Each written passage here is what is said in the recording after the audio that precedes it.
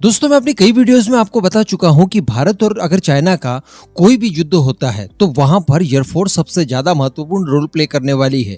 और मैंने आपको ये भी बताया है कि चाइना के पास, उसकी एयरफोर्स के पास कितनी भी एडवांसमेंट हो भारत की तुलना में, वो कहीं ना कहीं लैग करते हैं एक चीज को लेकर, और वो है उनके पायलट्स का स्किल।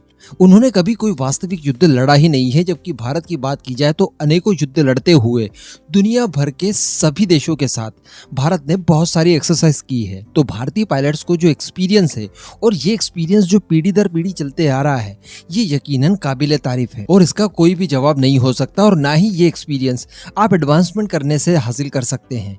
ये तभी आता है जब आपके पायलट्स या तो पुराने पायलट से ट्रेनिंग के दौरान कुछ सीखे या फिर उन्होंने खुद एक्सपीरियंस किया हो।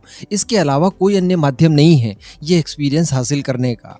आपको याद होगा कुछ समय पहले एक रेटिंग जारी की गई थी एयरफोर्स को लेकर, जिसमें भारत की एयरफोर्स दुनिया की तीसरी सबसे बड़ी एयरफोर्स थी।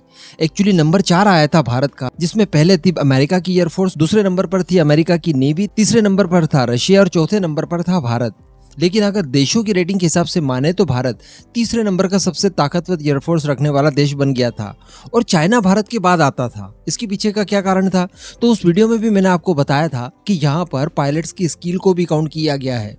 अमेरिका, रशिया और भारत, ये 3 ऐसे देश हैं जिनके पायलट्स को बहुत जबरदस्त एक्सपीरियंस है। मैं बताऊं यहाँ तक कि पाकिस्तान के पायलट्स को भी चाइना के पायलट्स की तुलना में कई ज्यादा एक्सपीरियंस है। बोलना अच्छा नहीं लग रहा है, विश्वास करने लायक बात नहीं है।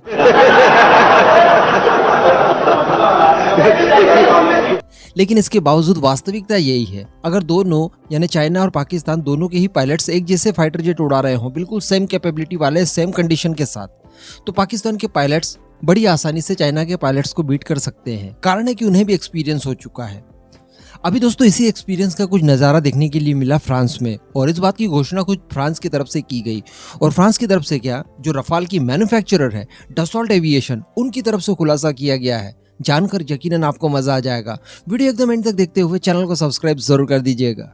दोस्तों बताया जा रहा है कि डसॉल्ट एविएशन ने एक एक्सरसाइज का आयोजन किया, जहां पर रफाल के जितने भी बायर्स हैं उन सभी को आमंत्रित किया, जिसमें भारत है, इजिप्ट है, ग्रीस है या फिर कतार है। इस तरह के सभी बायर्स को डसॉल्ट एविएशन ने बुलाया, जिन सभी को राफेल डसॉल्ट एविएशन नहीं दिए, और साथ ही उनको ट्रेनिंग भी उन्हीं ने दी है। अब यहाँ पर जब एक्सरसाइज की शुरुआत की गई तो बताया जा रहा है कि इन सब में अच्छी परफॉर्मेंस भारत के पायलट्स की थी। यहाँ तक कि फ्रांस के जो लोकल पायलट्स हैं, जिन्हें की सबसे ज़्यादा एक्सपीरियंस होना चाहिए, जिनके पास सबसे ज़्यादा एडवांस कैपेबिलिटी वाले रफाल होने चाहिए, उन सभी से भी अच्छा प्रदर्शन भारत के पायलट्स ने किया।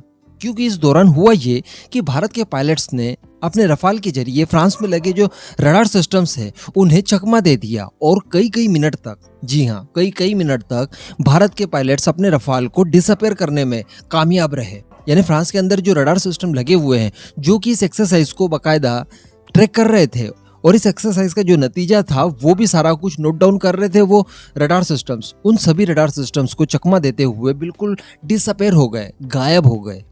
और ये डिसअपेयर होने के बाद जब शेड्यूल खत्म होता है उसके बाद अपने आप अपेयर भी हो गए। तो यहाँ पर सब देखकर दंग रह गए। उसके बाद जब डॉग फाइट आयोजित की गई इन सभी देशों के बीच में, वहां पर भी भारत के पायलट्स ने सबसे अच्छा प्रदर्शन किया।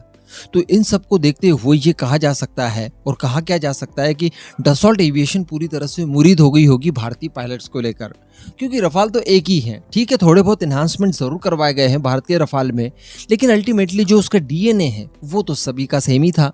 लेकिन इसके बावजूद उस रफाल को उड़ाने की जो कला है, उसका इस्तेमाल करने का जो तरीका है, वो भारतीय पायलट्स ने कुछ ज्यादा ही उन्नत कर लिया है, केवल और केवल अपने अनुभव के दम पर।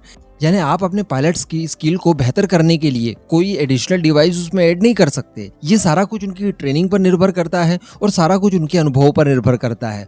तो उन्हीं सब का इस्तेमाल करते हुए बिना किसी एडिशनल डिवाइस के भारत के पायलट्स ने अपने रफाल को वहाँ के सारे रडार सिस्टम्स में डिसअपेयर कर दिया। ये बहुत बड़ी बात थी अपने आप में। एक तो रफाल पहले ही बहुत ज़्यादा ताकतवर है, क्योंकि एक वीडियो में मैंने आपको बताया था कि इसके इंजन से लेकर इसके एवियोनिक्स तक सब कुछ सुपीरियर है।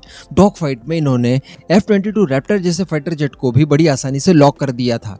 उसके बाद अगर इतने ज्यादा स्किल वाले पायलट्स इसे उड़ाएंगे, यानी भारतीय पायलट्स, तो डेफिनेटली चाइना के ऊपर एज लेना कोई बहुत बड़ी बात है नहीं। ये 36 रफाल भी 100 रफाल की तरह परफॉर्म करने वाले हैं किसी भी युद्ध की परिस्थिति में। तो यह भारत के लिए यकीनन बड़े कॉम्प्लीमेंट वाली बात है, और ये सारा कुछ संभव हो पाया है हमारे बहादुर पायलट्स की वजह से। तो बस यही कुछ खबर निकल कर आई थी जो मुझे आपको बताना था। इस पूरे मुद्दे पर आपका जो भी मानना हो नीचे कमेंट करके जरूर बताइएगा।